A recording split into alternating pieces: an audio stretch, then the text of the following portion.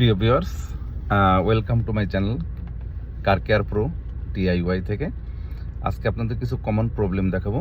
সেটা হচ্ছে গাড়ির সাসপেনশন বিষয়ে, যে আপনার গাড়ির যখন বল জয়েন্ট কিংবা কন্ট্রোল আর্ম কিংবা শক অ্যাবজর্বার বা টি বুশ বা অন্যান্য যেসব বুশগুলি আছে যেটা সাসপেনশনের সাথে জড়িত, এই জিনিসগুলো যখন লুজ হয়ে যায় বা মালফাংশন করে, যখন কোনো বা পূরণ হয়ে যায়, বিশেষ করে রাবারগুলো যখন পূরণ হয়ে যায় তখন ওটা কটকটে হয়ে যায় এবং ভিতরে ফাঁকাটা বেড়ে যায়, সেই আগের মতো আর টাইট থাকে না। সো তখন হয় কি, গাড়িটা তখন লুজ ফিটিং মনে হয়, যে এরকম ঘট ঘট কটকট বা ঘটাং ঘটাং এই জাতীয় আওয়াজ হতে পারে। আচ্ছা, এখন আমি এই গাড়ির এই সমস্যাটা বোঝার জন্য আমি এমন এক জায়গায় এসেছি, সেটা হচ্ছে আপনার রাস্তাটা খুবই খারাপ এখন, অর্থাৎ পাকা রাস্তা কাঁচা হয়ে গেছে, বিভিন্ন জায়গা থেকে সব পিচ টিচ উঠে গেছে। এখন মানে সিটি মাটি ফেলে আপাতত কাজ চালাচ্ছে। তো আপনাদের আমি দেখাচ্ছি রাস্তাটা। এই রাস্তাটা হচ্ছে আপনার কোথায়, এটা হচ্ছে 0 পয়েন্টের কাছে, খুলনার 0 পয়েন্টের কাছে, আপনার ওই যে জয় বাংলার মোড় থেকে সোনাডাঙ্গা বাস স্ট্যান্ড পর্যন্ত এই যে রাস্তাটা, এই রাস্তাটা এখন আমি আপনাদের দেখাচ্ছি।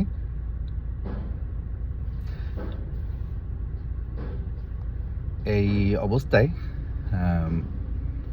আপনাদের সরি, আমি ভিডিও টার্ন করতে পারতেছি না, কোনো একটা সমস্যা হয়েছে। যা হোক, আপনাদেরকে দেখাই, এভাবেই দেখাই। রাস্তাটা দেখুন, এইটা হচ্ছে সামনের দিকে ময়ূর নদী, তারপর হচ্ছে সোনাডাঙ্গা বাস স্ট্যান্ড। রাস্তাটা এখন এরকম অবস্থায় আছে, ধুলা পুরোপুরি। আর এদিকে হচ্ছে হাইওয়েটা আমি আপনাদেরকে দেখাই দিই। ওই যে আপনারা দেখেন, হাইওয়ে দিয়ে গাড়ি যাচ্ছে। হাইওয়ে অর্থাৎ 0 পয়েন্ট টু ফুলতলা, অর্থাৎ ফুলতলা দিয়ে যশোর পর্যন্ত যাওয়া যায়, এই আর কি। তো এখন আমি রাস্তাটা দেখাচ্ছি, আর আপনাদেরকে শব্দটা আপনারা খেয়াল করবেন যে কোন ধরনের শব্দটা হয়। এখন আমি নিজেও শিওর না যে আমারটা কোন প্রবলেম হয়েছে, তবে আমি বিশ্বাস করি যে বল জয়েন্ট, কন্ট্রোল আর্ম লুজ হয়ে গেছে, বল জয়েন্টগুলিও সম্ভবত শেষ হয়ে গেছে। ওই বল জয়েন্টে আর সেই যে কাজ সেটা আর করে না, এবং সম্ভবত শক অ্যাবজর্বার যেটা, সেটাও শর্ট হতে পারে। শক অ্যাবজর্বার শর্ট হওয়া মানে হচ্ছে ভিতর থেকে তেল পড়ে যাওয়া বা লুজ হয়ে যাওয়া, সে আগের মতো ফাংশন করবে না। তো এটা হয় বিশেষ করে আমাদের বাংলাদেশের রাস্তাগুলি বেশি উঁচু নিচু, তারপরে স্পিড ব্রেকারে অনেক সময় হিট করে, এসব হলে একটু তাড়াতাড়ি হয়। আর তাছাড়া গাড়ি পূরণ হলেও এটা হতে পারে, বা বহু ব্যবহারের ফলে এরকম হতে পারে। আপনারা দেখেন এবং খেয়াল করেন শব্দগুলি, এই যে ঘটাং মটাং মটকট এই জাতীয় শব্দগুলি যে হচ্ছে, এটা হচ্ছে আপনার সাসপেনশনের প্রবলেমের জন্য হয়। আদারওয়াইজ গাড়ি আপনার টাইট থাকবে, কোনো রকম শব্দ হবে না, শুধুমাত্র ইঞ্জিনের শব্দ ছাড়া অন্য কোনো শব্দ হবে না, এটাই। আচ্ছা,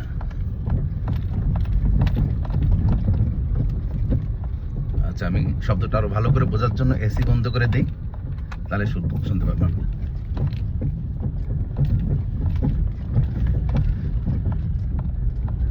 এই সাসপেনশন চেক করার জন্য এই রাস্তাটা হচ্ছে সবচেয়ে আদর্শ রাস্তা।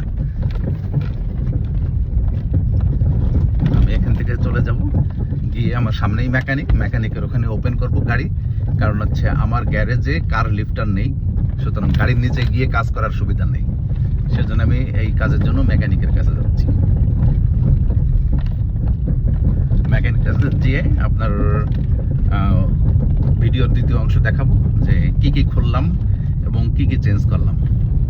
এখানে সম্ভাব্য পার্টসের মধ্যে আছে control arm with ball joint, অথবা শুধু বল জয়েন্ট হতে পারে, আর শক অ্যাবজর্বার, এবং মোস্ট ইম্পর্টেন্টলি ডি বুশ।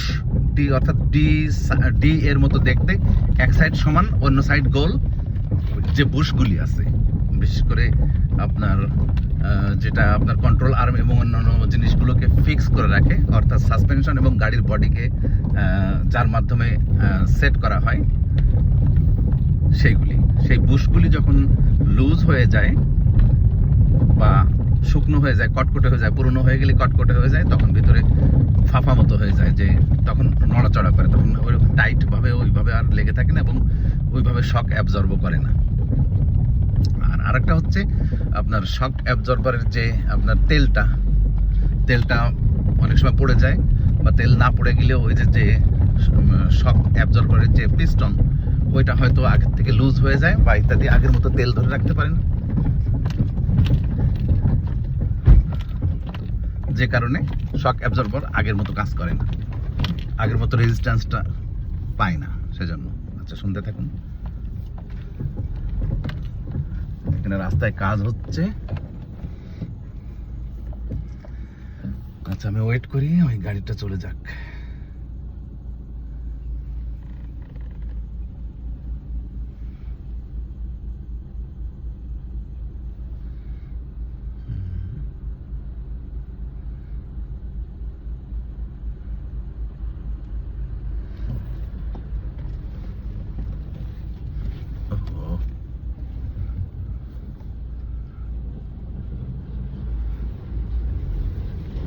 এর মধ্যে তো বাসগুলো যেভাবে চলতেছে সেভাবে চলা উচিত না, কারণ এখানে উঁচু নিচু রাস্তা, গাড়ি উল্টেও পড়তে পারে। যে এখানে পাশে কাজ হচ্ছে, সম্ভবত এখানে একটা ব্রিজ হবে।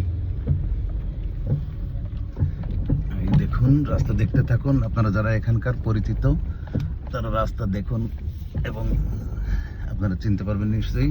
সামনে ময়ূর নদী এবং ময়ূর ব্রিজ।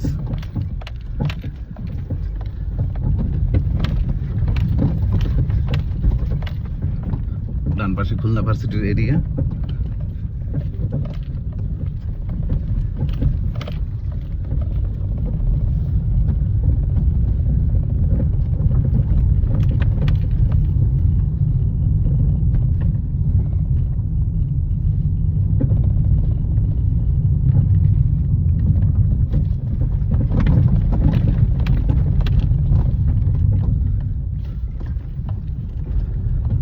সাসপেনশন চেক করার জন্য এটা একটা আদর্শ জায়গা।